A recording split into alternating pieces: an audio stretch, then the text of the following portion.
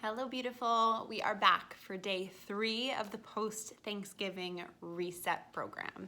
And as you know, and as you've seen, I'm giving you tidbits of really lifestyle guidance with all of these videos, in addition to what you're getting with the meals and the physical nourishment, because it's all important when it comes to your health. And my goal for this program this week is to set you up for success, not just for the week, but for the upcoming holiday season. And I know firsthand how stressful it can get and how much stress can impact our body. So I want to talk to you about some limiting beliefs you may have, which may be stressing you out. Because what we believe, and I said it in the first video of the week, our thoughts, and I may not have said it this way, so I'm going to say it again. Our thoughts are stories that we believe to be true, right? Think about that. So there are facts and then there are stories. And I always use this example. I'm going to turn this because I think I'm a little crooked. So, fact. I missed the train that came this morning at 7:10. So I am going to be late. Fact. Story. I missed the train at 7:10. So when I show up 10 minutes late for work, my boss is going to think that I slept in, that I don't care about this job, they're going to be on my back all day, and it's going to be a terrible day. Do you see, I feel the stress. I'm like, ugh, cringing just thinking about that. But none of that is true. That is, and maybe it could be, sure, we can't control our boss's thoughts, but that is a story that we are telling ourselves that is going to make us show up stressed out, feeling judged, feeling criticized before the day even begins. So that is my point. Our thoughts are choices. And what we choose to tell ourselves can either be a way of acknowledging what's going on inside and turning it around and reframing it in a positive way and being supportive, just like you would talk to your best friend, or they can be bashing and self-critical and self-sabotaging. Like, why are you even trying to go for this promotion? Why did you even apply? You know you don't have the smarts. You know this new manager doesn't like you. You know that you don't have the experience. You know you're not the ideal candidate. Why are you doing that? Or, yeah, girl, go for that promotion, hit apply. You've got so much experience that you can speak to, even if it's not relevant. You know that once you get yourself in that chair in that interview, you can do what it takes to make it happen, and you are going to shine and speak to all of the experience and knowledge that you have and make it relevant, and you're going to be great. 2 different scenarios there. And yes, I keep talking about work. So, another example is, why are you going to take that workout class? You can't dance. You're going to look like a fool. You're ridiculous. You've never been able to look like you knew what you were doing in class. People are going to judge you. You're going to feel like crap. You better stand in the back. Don't go.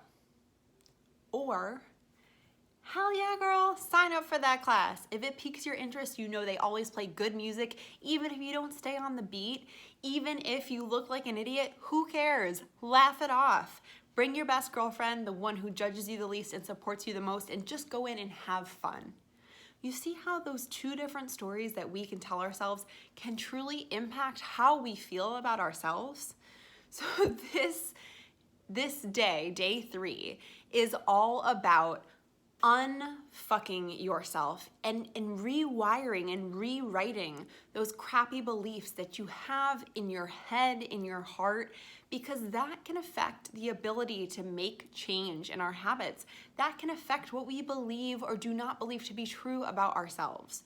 So what I want you to do today, and I really, really encourage you, if you do nothing else in this program, to do this exercise because it is so powerful.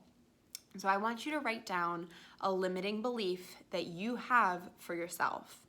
And I will do this just so you see what I'm talking about. So a limiting belief, and I already wrote this down just to save some time, is that I will never be able to leave my corporate job and pursue my business full time. This is a belief that I've held in my heart and in my head for 5 years of doing this coaching on the side while also working a full-time job. I have not had the belief in myself that I have what it takes to make a stable income to support myself with this business. But it's like a battle of my head and my heart because I love this so much. And every time I go through these programs, it solidifies the fact that this is the right move for me. So I want you to write your limiting belief down on paper. You can say it out loud to yourself because that definitely helps with accountability. And then I want you to rip it up like this and say, thank you, limiting belief, for holding space in my mind, but you are absolutely not true and I know that. So thank you, limiting belief about me not being able to leave my corporate job and pursue my coaching full time. Thank you for holding space in my mind. You are absolutely not true and I know that. Bye-bye. So do that with any limiting belief you have. Stop. Pay attention to how you're talking to yourself. Think about how you would talk to one of your best friends. Would you provide her with love, support, encouragement, and tell her she has what it takes? Or would you banish your happy, supportive beliefs by throwing a log in front of yourself, by telling yourself you can't, by disenabling your power? So I want you to think about that. You have all the power to make things happen for yourself, but you just have to first believe that they can happen. And change is not always easy. Otherwise, we'd all be living these perfect lives, not walking around with any concerns or goals for our health. Know that it takes practice and it takes time. Give yourself some grace. Be patient with yourself. Please share this exercise with me. If it was meaningful and impactful for you, let me know what your limiting beliefs are. I will try to help you move through them, but it takes very conscious effort and practice around your mindset and around speaking consciously, kindly to yourself. So I hope this helps.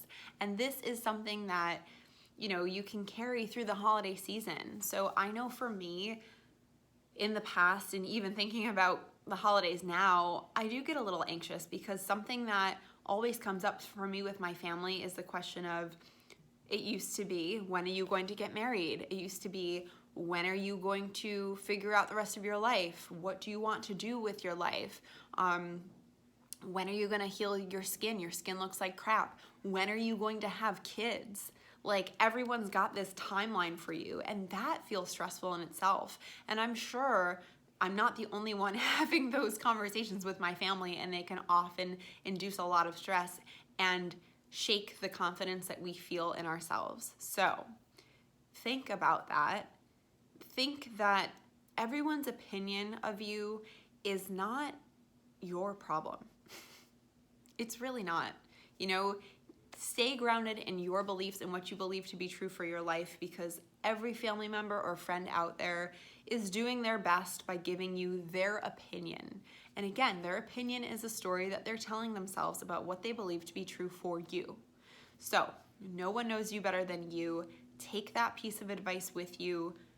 Chop up and throw away your limiting beliefs that you have around your capabilities and what you believe is possible. And that is hopefully going to affect the intentions that you have and carry with you for maintaining your health through the holiday season. Cheers.